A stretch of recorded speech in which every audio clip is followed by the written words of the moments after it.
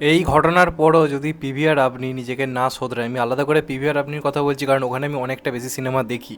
তো এই ঘটনার পর যদি পিভিআর আপনি না শোধরায়, তাতে আমার ছেঁড়া যাবে। তার কারণ যখনই এবার এই চুতিয়াপাটা ওরা করবে, আমি কেস করব আর 65,000 টাকা আমার ব্যাংকে ঢুকবে। ইউটিউবে ভিডিও করে কি হবে? ওরা মানে চুতিয়াপা করুক, আমিও চুতিয়াপা করব। এখন যখন কেস হয়ে গেছে তাহলে না বলার কি আছে? তো এটা একটা আচ্ছে দিন কোথাও গিয়ে আমাদের জন্য, আমি ব্যক্তিগতভাবে মনে করি, এবং এটা হওয়া খুব দরকার ছিল। তো ব্যাপারটা কি ঘটেছে, পিভিআর আইনক্সে তোমরা যখন সিনেমা দেখতে যাও দেখবে প্রচুর প্রচুর মানে পরিমাণে অ্যাড দেয়। এবার ব্যাঙ্গালোরে একটা লোক আর কি, সে এরকম দেখতে গেছিলো। এবার তার সিনেমা দেখে আর কি প্ল্যানিং ছিল আর কি, অফিসে যাওয়ার বা কিছু একটা কাজ তার ছিল, তাকে অনেকটা দূরে আর কি যেতে হবে। এবার এত বেশি অ্যাড দিয়েছে যে হয়তো 2 ঘন্টা সিনেমা হয়তো হয়ে গেছে, সেটা প্রায় 2 ঘন্টা 45 মিনিট বা 3 ঘন্টার কাছাকাছি, এত অ্যাড ইন্টারভেল এবং তার সিনেমা শুরুর আগে মিলিয়ে।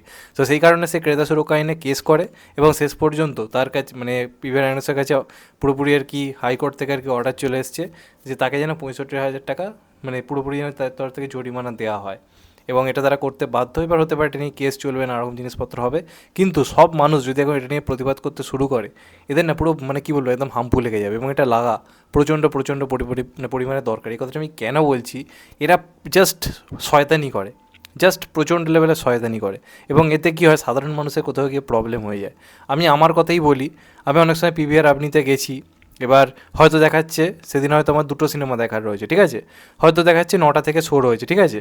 এবার আমি ঠিক করি, দেখবেন বেশিরভাগ সিঙ্গেল স্ক্রিনে বাংলা সিনেমাগুলো থাকে, আলটিমেটলি দেখা যায়। তো এমন দিন গেছে যেদিন সকালে হয়তো কোনো হিন্দি সিনেমা রিলিজ করেছে, আমি হয়তো প্ল্যান করলাম 9টা থেকে, মানে ইসের মতো সিনেমাটা 2 ঘন্টা 15 মিনিট শেষ হয়ে যাওয়ার কথা 11টা 15, তো আমি আরামসে একটু সিনেমাটা শেষ হবে, তারপর একটুখানি খাওয়া দাওয়া করে আমি আমার বাসে করে ফেরার পথে ওয়েলিংটনের সিনেমা থেকে বাড়ি চলে আসবে, এটা আমার প্ল্যানিং থাকে। অনেক সময় আমি এই প্ল্যানিংয়ে মোটামুটি কাজ করার চেষ্টা করি, ঠিক আছে। এবার এরকম আমার সঙ্গে বহুবার হয়েছে, দেখবেন অনেক বাংলা সিনেমা আমি দিনের দিন রিভিউ করতে পারিনি, আমাকে পরের দিন রিভিউ করতে হয়েছে। আমি সেটা বলেওছি যে আমি সিনেমাটা কালকে দেখা হয়ে ওঠেনি, আমি আজকে রিভিউ করছি, সেখন আমি আমার বাড়ির পাশে ওয়েলিংটনে হলে গিয়ে দেখি। এটা পেছনে রিজনটা হচ্ছে কি, 9টা থেকে সিনেমা শেষ হয়ে যাওয়ার কথা 11টা 15 হতো, এমন ঘটনা ঘটেছে সিনেমা শেষ হতে হতে 12টা 15 বাজিয়ে দিয়েছে। 12টা 15, আর আমাদের দিকে যা বাস টাসের যে জ্যাম রুট, মানে সিনেমা হলে যদি আমাকে আসতে হয় 1:45 থেকে 1টার মধ্যে আসা ইম্পসিবল। না আমি খাওয়া দাওয়া করতে পারবো, না কিছু করতে পারবো। তো এরাই নোংরামোটা ভণ্ডামোটা বহুত দিন ধরে করে আসছে। এদিক দিয়ে সিনেপলিস অনেক অনেক বেটার। আমি যত দূরেই হোক না কেন, যাই হোক না কেন, দেখবেন এখন বেশিরভাগ সময় লেক মলে গিয়ে ভিডিও করি। কেন করি জানেন? ওদের সকালের যে শোটা থাকে 8টা কি 9টার যে শোটা থাকে, ওরা সিনেমা শুরুর আগে কোনো অ্যাডই দেয় না। এমন ঘটনা আমি ঘটে দেখেছি, অ্যানিমেলের সময় দেখেছি, ডাঙ্কির সময় দেখেছি, যে একদম 8টা তো 8টাতে সিনেমা ওরা স্টার্ট করে দিয়েছে। তো ওদেরকে ভাই হ্যাটস অফ সিনেপলিসকে, ওরা সত্যি এটা মেনটেন করতে জানে। তারপরে ইন্টারভেল এলো, সেখানে 10 থেকে 15 মিনিটের অ্যাড দিল, এটা মেনে নেওয়া যায়।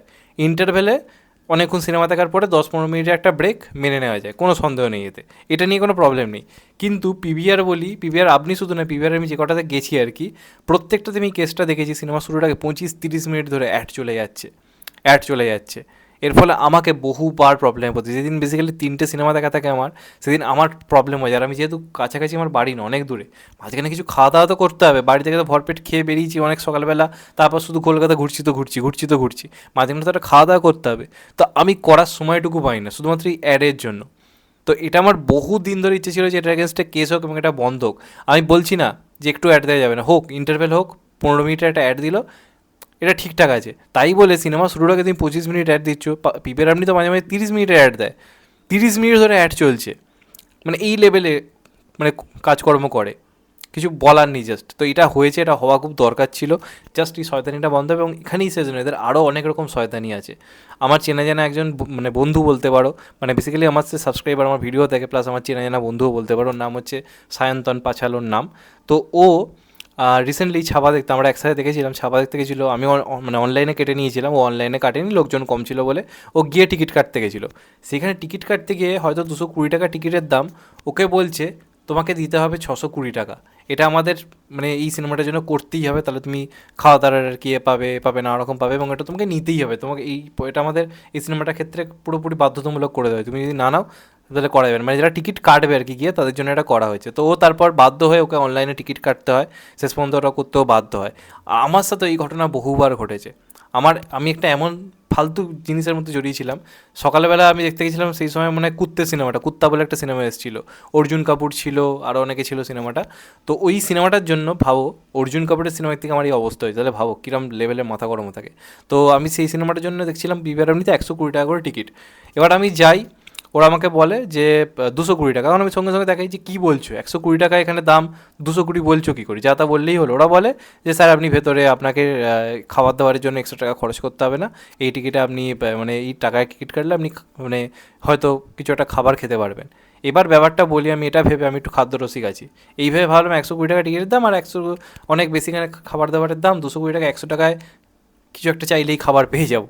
এরকম আমাকে তাই বলা হয় যে তুমি 100 টাকা এক্সট্রা দাও, তোমার খাবার দাবার পুরোপুরি আর কি এতে দেওয়া হবে, ফ্রিতে দেওয়া হবে, মানে তোমার কিছু এক্সট্রা দিতে হবে না। এইভাবে ঠিক আছে, পিভিআর আপনি টাপনির মতো জায়গাতে খাওয়ার সুযোগ আমাদের থাকে না, আমরা যেহেতু মধ্যবিত্ত পরিবার থেকে বিলং করি। ভালো ব্যাপারটা অফার দিচ্ছে, নিই।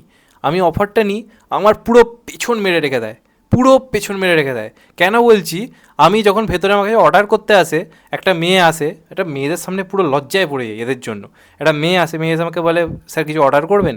আমি তখন ভাবি যে তাহলে আজকে তো আমার হাতে কপাল, এরা বলে দিয়েছে যা ইচ্ছে খেতে পারি। এবার আমি বলি যে পপকর্ন নেবো, এবং আমি বলি যে আমার কাছে এই অফার আছে, তাহলে তুমি ফ্রিতে পাবো। মেয়েটা দেখি ফ্যাচ ফ্যাচ করে হাসছে, হাসাটাই স্বাভাবিক, তার তো দোষ নেই। আমি তাকে বলি অফার, বলে এই অফারে শুধুমাত্র যেগুলোর দাম মোটামুটি 80 থেকে মানে 50 থেকে 80 টাকার মধ্যে, সেগুলোর ক্ষেত্রে অফারটা মানে অ্যাকসেপ্টেবল। মানে আমাকে 50-80 টাকা দিয়ে টিকিট মানে আমাকে খাবার কিনতে হচ্ছে, মাত্র 20 টাকা কাট যাচ্ছে 100 টাকা থেকে, এক্সট্রা যে 100 টাকা নিয়েছে। আমি 400 কি 500 টাকার যে খাবারগুলো ভেতরে রয়েছে, পপকর্ন থেকে শুরু করে সব কিছু, আমাকে ওরা ছুঁতেও দেবে না। অথচ আমাকে বাইরে এইভাবে বোঝানো হলো যে তোমার ভেতরে খাবার দাবার ফ্রি, এই অফারটা আমরা করেছি। আমি তারপর গিয়ে ঝাড়ফাড় যাই দিয়ে তারা কিছুতেই টাকা ফেরত দিল না। এই ধরনের ঘটনা ঘটছে, এগুলো নিয়ে তার ভিডিওতে এসে বলতে পারি, আজকে বলার সুযোগ পেয়েছি বলে বললাম। এরকম বহুবার, তারপর থেকে যতবারই এটা এক্সট্রা টাকা চেয়েছে, আমি বলেছি ডাইরেক্ট প্রোডাকশন হাউসে ফোন করছি। আমার কাছে কিছু কিছু প্রোডাকশন হাউসের নম্বর ছিল আর কি, সেই সময় দাঁড়িয়ে ছিল, এখন আর নেই সেইভাবে। তো তখন আমি বলি, আমি মানে ভয় দেখাবার জন্য বলি আর কি, ফোন করছি কিন্তু ডাইরেক্ট, যেগুলো যে ঘটনাগুলো ঘটছে, যদিও ওখানে প্রোডাকশন কিছু করতে পারবেন, এটা এদেরই ব্যাপার, তাও ভয় দেখাবার জন্য বলি। এই করে করে এখন আমি বলেছি যে এই টাকা দিলে আমি টিকিট কাটবো, নাহলে কাটবো না করে। এখন বুঝে গেছি বলে, কিন্তু যারা বোঝে না, নতুন যারা মানুষ, তাদেরকে কীভাবে ঠকাচ্ছে বুঝতে পারছেন। তো এই শয়তানিগুলোর এগেনস্টে তো আরও বড় কেস করা দরকার। একটা তো ওদের নয় অধিকার আছে যে মেনটেন্যান্সের জন্য করতে হয়, এই ধরনের চুতিয়াপাগুলোকে আপনি কী বলবেন? এগুলো তো আরও বেশি। পিভিআর আইনক্স এগুলো হয়, তাও আইনক্সে একটু কম হয়, পিভিআরে তো ভয়ঙ্কর লেভেলের লোট এইগুলো।